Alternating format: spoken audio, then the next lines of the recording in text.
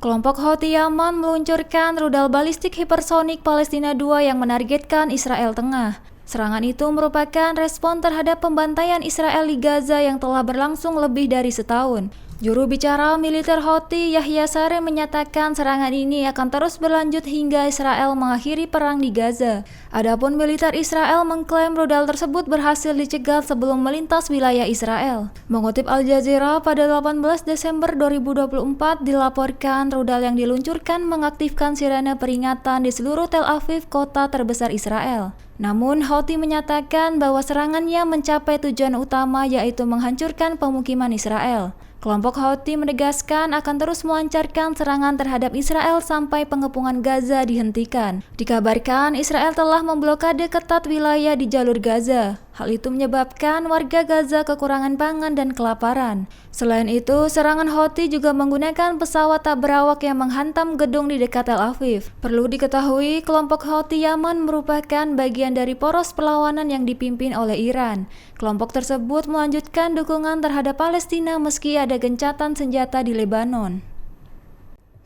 Perdana Menteri Israel Benjamin Netanyahu didampingi Menhan Israel Katz mengunjungi Gunung Hermon di Suriah pada Selasa 17 Desember 2024. Kunjungan ini menyoroti pentingnya strategis Gunung Hermon dalam menghadapi ancaman dari Hizbullah di Lebanon dan faksi-faksi di Suriah. Netanyahu mengatakan pasukan Israel akan tetap berada di zona penyangga di perbatasan Suriah sampai ada kesepakatan lain yang dapat menjamin keamanan Israel. Ia menyampaikan komentar tersebut dari puncak Gunung Hermon yang terletak di sisi perbatasan Suriah. Diketahui Gunung Hermon berfungsi sebagai titik pengawasan bagi Israel untuk memantau ancaman dari Lebanon dan Suriah.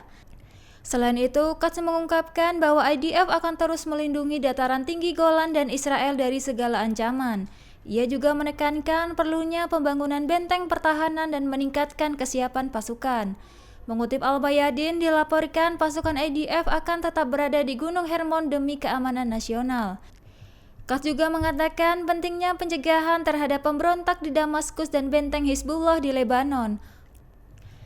Perlu diketahui, kunjungan ini merupakan perdana sejak pendudukan Gunung Hermon oleh Israel pasca runtuhnya rezim Suriah. Sayap militer Hamas Brigadir Al-Qassam mengklaim telah menghancurkan pengangkut lapis baja Israel dengan alat peledak SAWAS.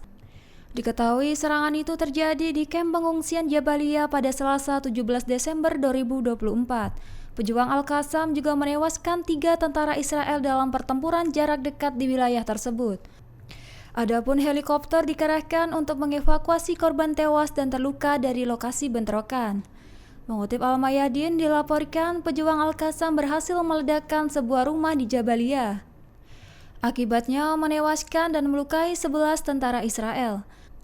Sementara Brigadir Al-Quds menargetkan pusat komando Israel di Abu Ariban dengan mortir. Dikabarkan mortir juga ditembakkan ke arah kendaraan militer di dekat Masjid Al-Attar, Rafah Barat.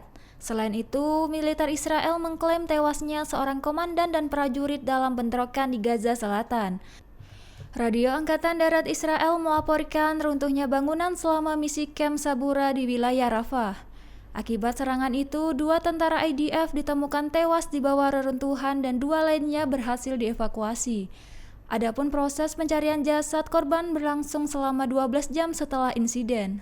Bentrokan sengit terjadi antara pejuang perlawanan Palestina dan pasukan pendudukan Israel di Nablus, tepi barat pada Rabu 18 Desember 2024. Brigadir Al-Quds melaporkan bahwa para pejuangnya melancarkan serangan dengan peluru dan alat peledak menargetkan tentara IDF. Adapun Brigadir Syuhada Al-Aqsa juga mengklaim pasukannya terlibat pertempuran sengit di wilayah Nablus. Selain itu, pasukan IDF juga melakukan serangan ke kamp askar dan kota Ramallah akibatnya melukai seorang pemuda. Mengutip Al-Mayadin, dilaporkan pasukan IDF juga menyerbu kota Beit Umar dan Al-Bireh serta melakukan serangan malam di tepi barat.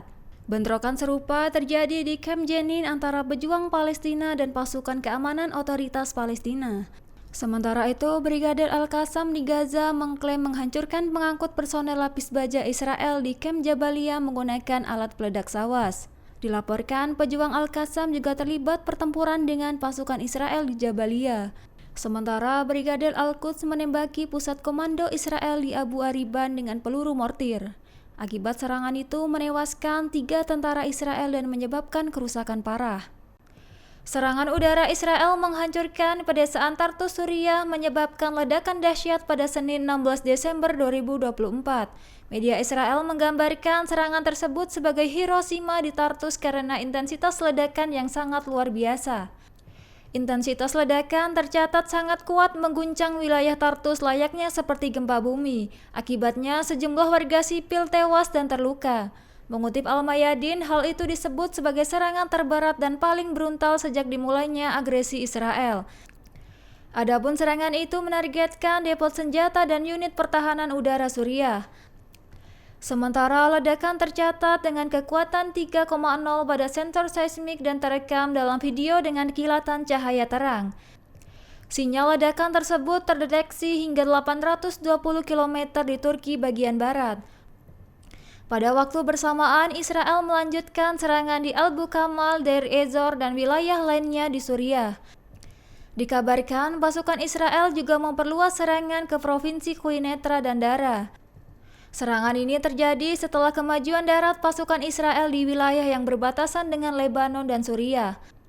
Perlu diketahui, sejak 8 Desember agresi Israel telah menghancurkan banyak fasilitas militer Suriah termasuk sistem pertahanan udara dan gudang amunisi. Download Tribun X sekarang, menghadirkan lokal menjadi Indonesia.